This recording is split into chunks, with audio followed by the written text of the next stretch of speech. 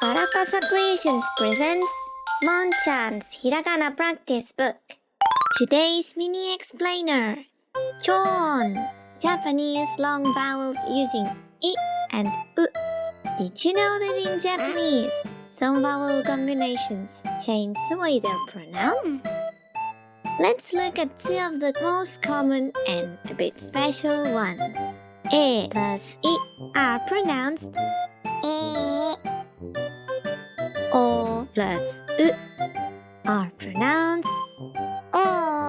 Even though they're written with two kana, they're pronounced as long vowels.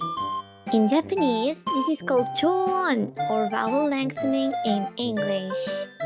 For example, teacher is pronounced sensei and traffic light is pronounced 信号.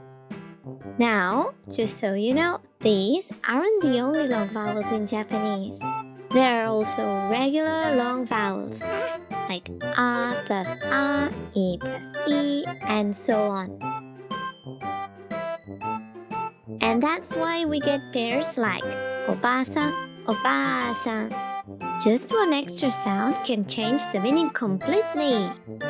So, next time you see えい、おう, or a same vowel combo like a or u, stretch that sound out, just like native.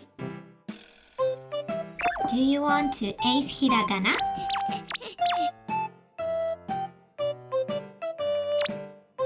Here's an easy, fun, and kawaii way to do it. If you loved this video, you'll love Monchan's Hiragana practice book. It's full of exercises, fun videos, and vocabulary to help you ace Hiragana in no time. Available now on Amazon.